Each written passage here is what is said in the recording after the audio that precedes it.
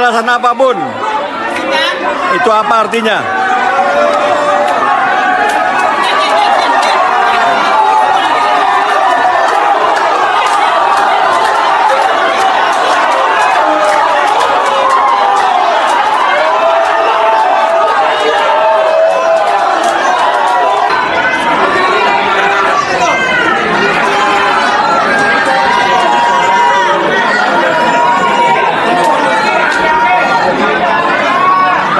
Sidang belum selesai, hakimnya keluar. Pasti dia takut karena tekanan. Nggak mungkin kalau nggak takut. Belum selesai, tanpa ada penjelasan, tanpa ada keputusan apapun, hakim keluar begitu saja.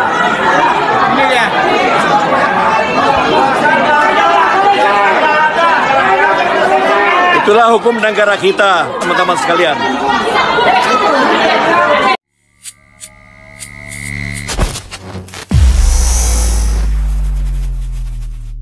Iya Bang Dido.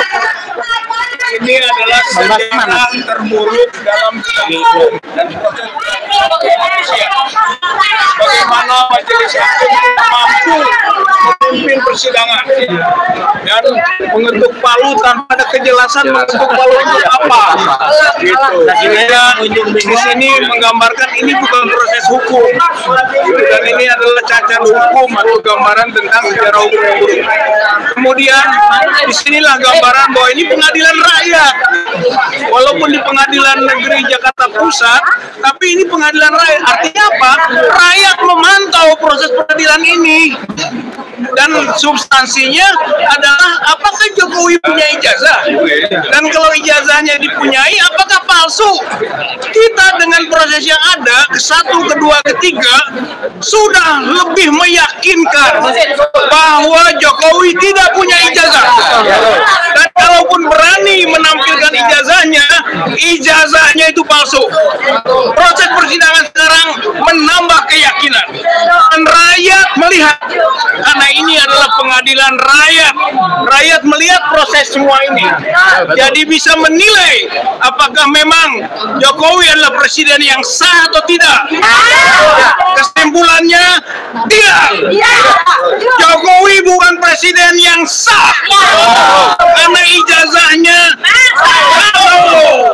ini adalah sikap masyarakat, sikap rakyat berdasarkan proses peradilan ke-1, ke-2, ke-3, dan inilah peradilan terburuk dalam sejarah hukum di Indonesia.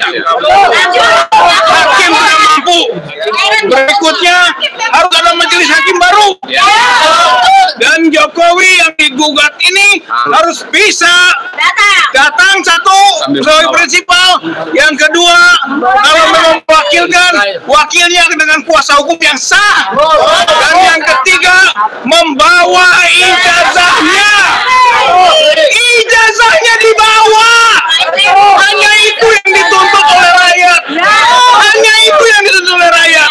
Kalau tidak bisa, Jokowi tidak punya ijazah, dan kalau ijazah ada, ijazahnya palsu.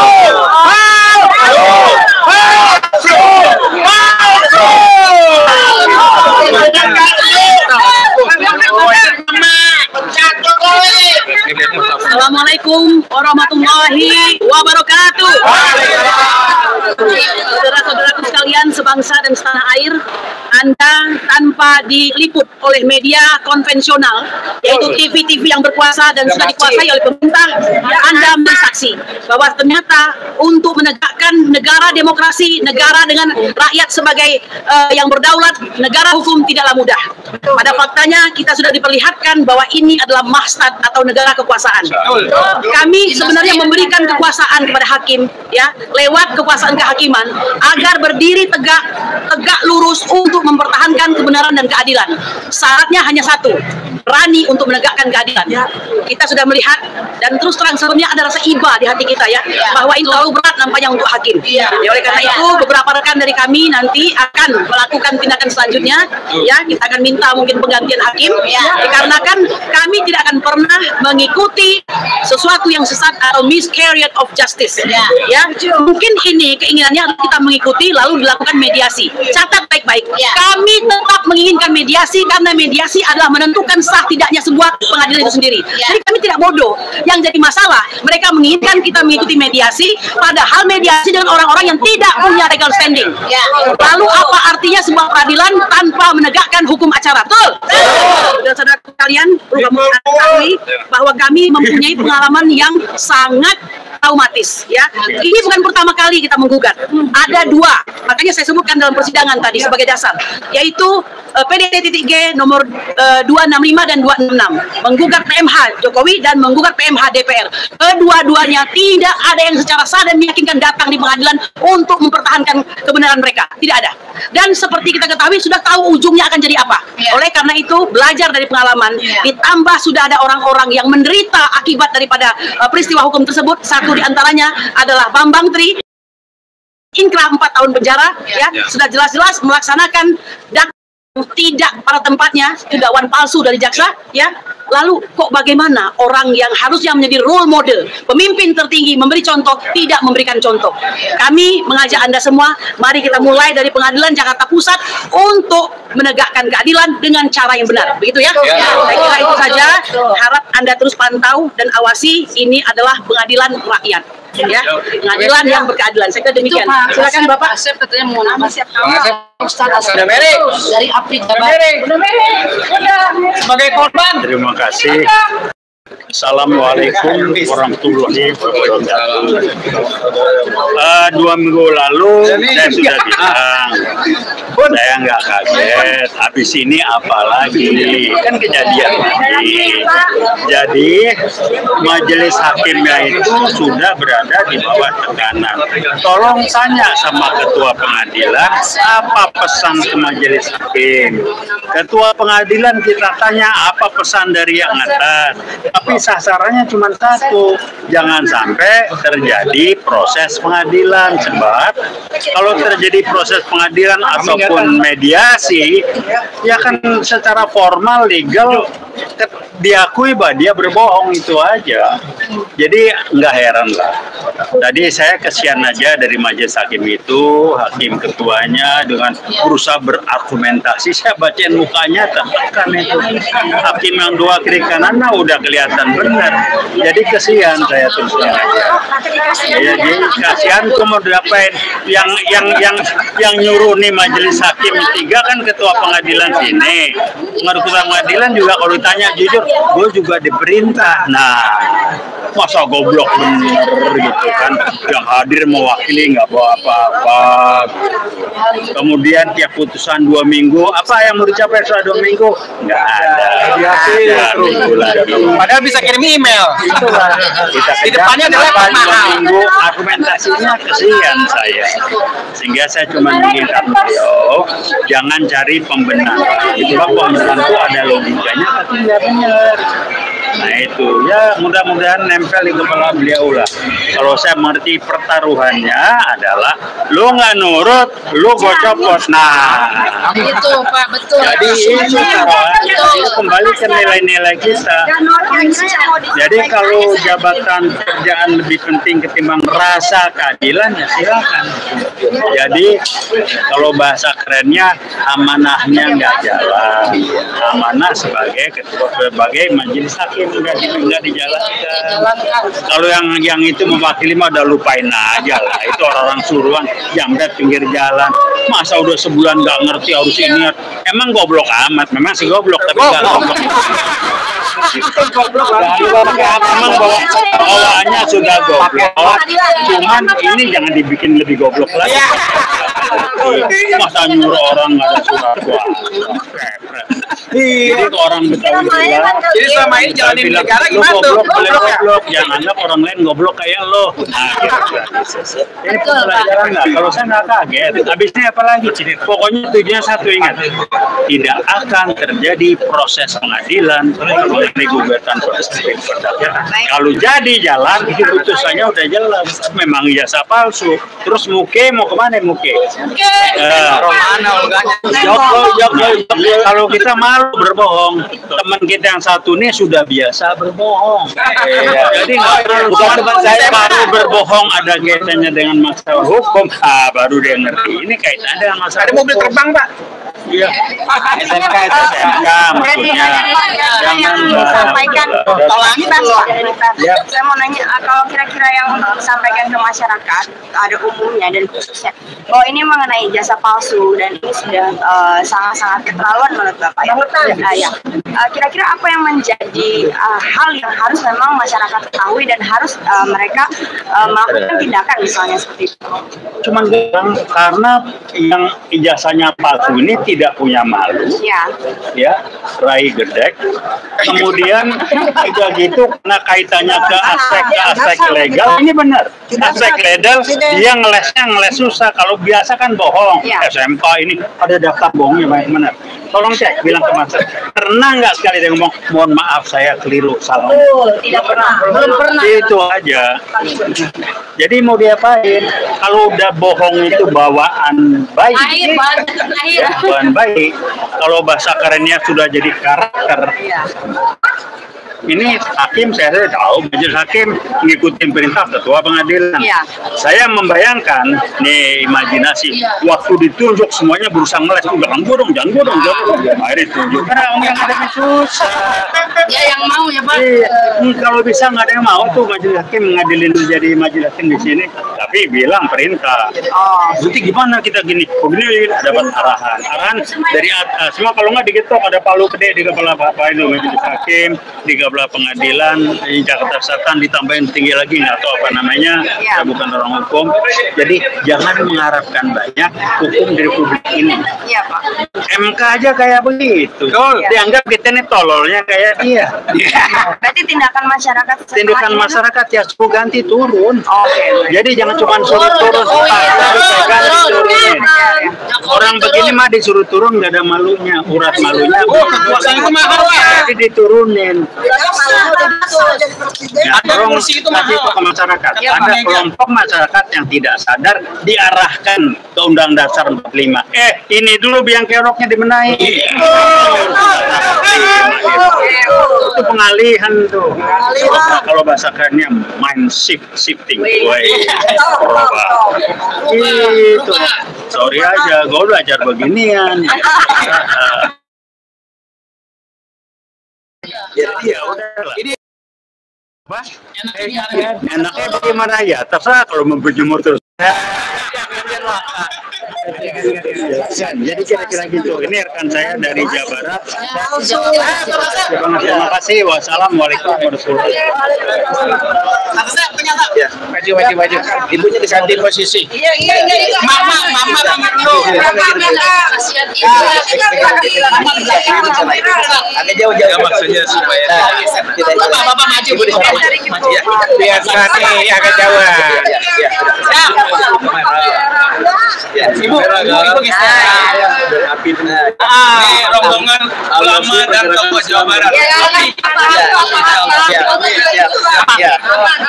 Hidup Mama. Hidup Ibu. Semangat terus. Siap. Maju depan dikit. Tenang Mama. Assalamualaikum warahmatullahi wabarakatuh.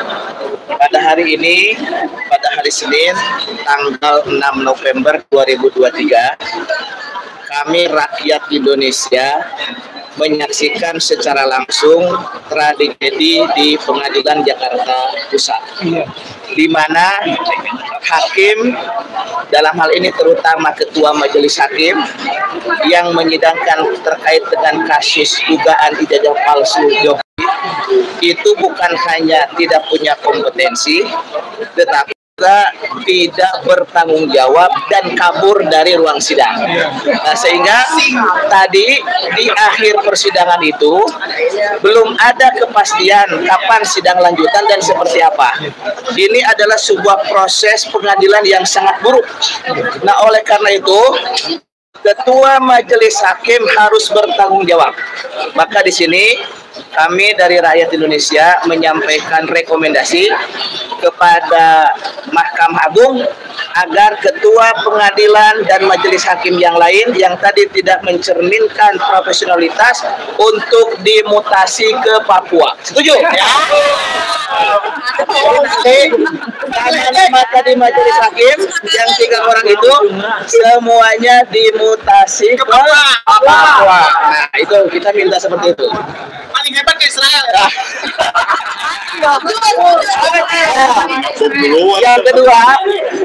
Yang kedua, kami dari Aliansi Pergerakan Islam Jawa Barat, ini semua dari Bandung datang kemari, ini yang ketiga. Dan proses pengadilan ini sudah 3 kali. Selama proses di persidangan ini, kami menyaksikan bagaimana majelis hakim itu pasang badan. Kemudian majelis hakim pun tidak memperlakukan setiap warga negara itu kedudukannya sama di mata hukum.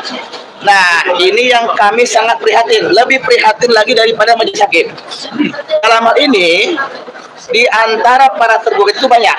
Yang pertama, yang tergugat itu adalah Bapak Joko Widodo, yang sekarang menjadi Presiden Republik Indonesia. Nah, karena yang digugat itu adalah Jokowi yang notabene Presiden Republik Indonesia, beliau menjadi presiden dari lebih 270 juta rakyat Indonesia. Seharusnya beliau itu memberikan keteladanan bagaimana orang yang digugat itu memperlakukan seperti yang digugat. Saya kasih contoh ya. Ini bagaimana sikap seharusnya seorang pemimpin. Nah, kita ini punya junjungan, punya teladan, punya qudwah hasanah, yaitu Rasulullah Muhammad SAW. Nah, Rasulullah Muhammad itu pernah pada suatu hari beliau menyampaikan kepada para sahabat, nah itu dalam musim Haji Wada, beliau menyampaikan begini, apakah di antara para sahabat pernah ada yang terluka atau merasa tidak nyaman atau tidak enak hati oleh saya baik secara langsung ataupun tidak langsung? Nah, pada waktu itu ada salah seorang sahabat Rasulullah yang bernama Ukasha, beliau menyampaikan, aku pernah pada suatu hari pada waktu perang Badar, aku kena ujung cambuk Rasulullah. Nah, pada waktu itu Rasulullah dan Ukasha itu sama-sama naik unta. Lalu kemudian bagaimana? Kata Ukasha, aku ingin kisos, aku ingin membalas. Itu para sahabat itu pasang badan. Sayyidina Abu Bakar menyampaikan, aku saja yang dicambuk, jangan Rasulullah. Kemudian Umar bin Khattab pun menyatakan begitu, aku saja yang dicambuk, jangan Rasulullah. Tapi apa kata Rasulullah? Karena Ukasha kena cambuk olehku, biar aku yang akan menerimanya. Singkat cerita, di sini Rasulullah memberikan keteladanan. Jadi justice for all. Setiap keadaan itu untuk semua orang. Kemudian Rasulullah pasang badan untuk menerima kisah pembalasan dari Ukasha.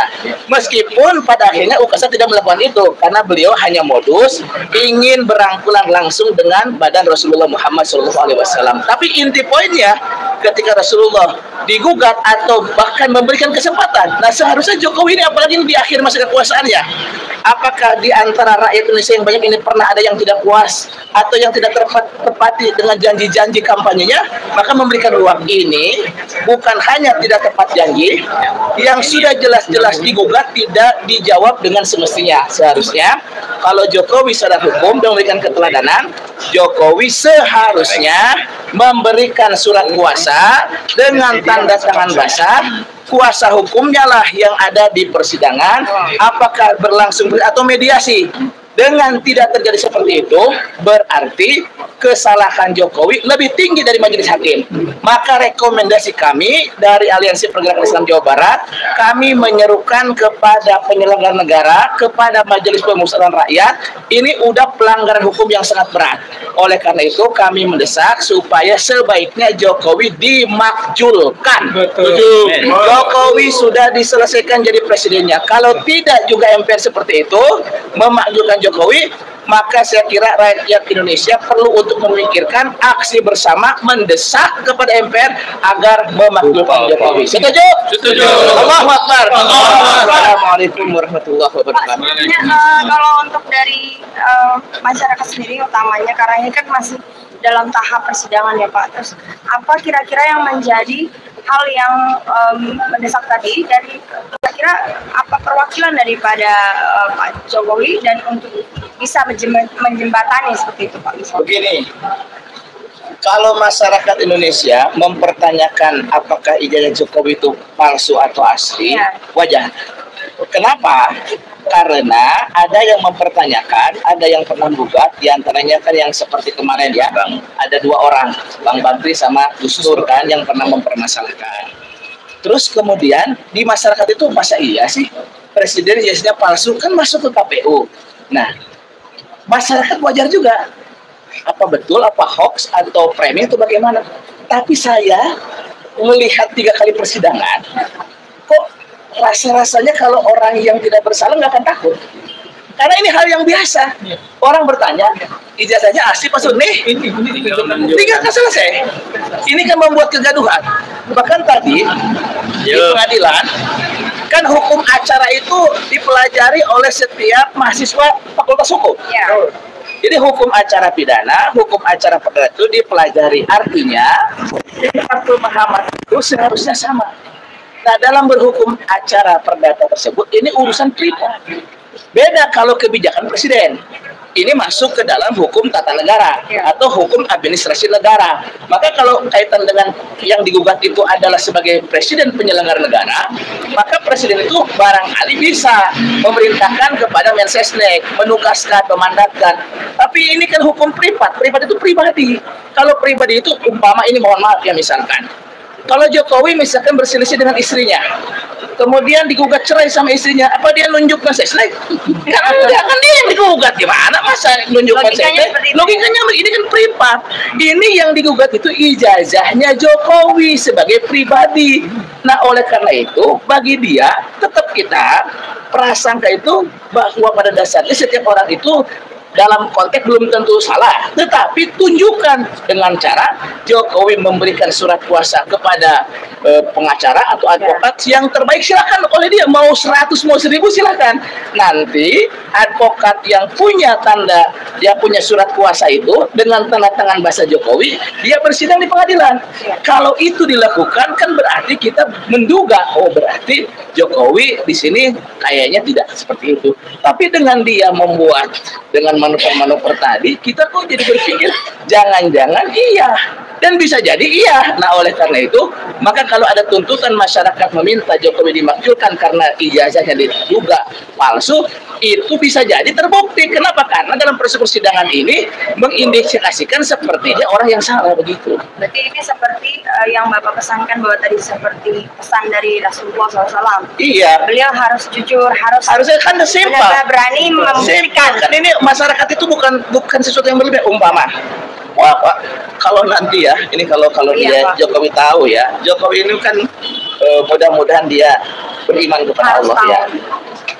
Dalam orang yang beriman itu, setiap orang itu akan dipertanggungjawabkan atas kekuasaan. Seorang kepala negara, seorang kepala keluarga saja yang punya 1 istri dengan beberapa anak, itu nanti pertanggungjawabannya luar biasa. Apalagi dia sebagai kepala negara.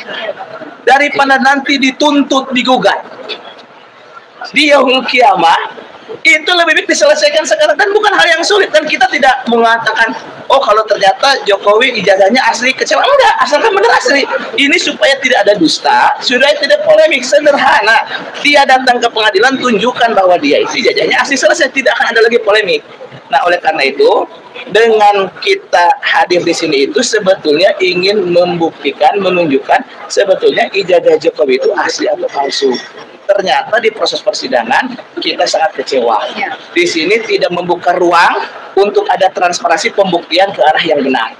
Nah, jadi kita sampaikan kepada media di sini, kami dari Aliansi Pergerakan Islam Jawa Barat, saya sebagai Ketua API Jabar, kalau terus seperti ini memang pantas orang mendesak supaya Jokowi dimakzulkan. Seperti itu.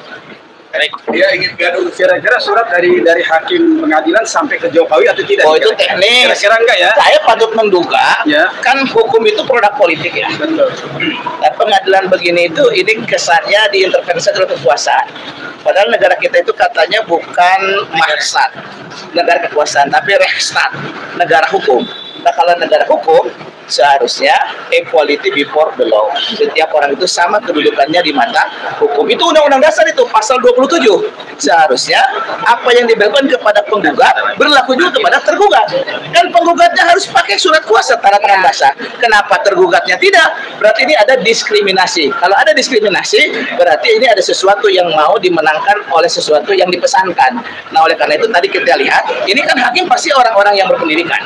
Masa iya dia tidak ngerti? Bahkan tadi endingnya tidak baik. Dia tutup keluar, maka hakim terkesan diusir atau kabur. Sekalian saja. Sekarang kaburnya kemana? Mau ke Papua atau kemana? Ke Papua. Supaya dia lebih jauh. Nah, begitu ya. Begitu. Cukup ya, Mak ya? Iya. Ya. Assalamualaikum warahmatullahi wabarakatuh.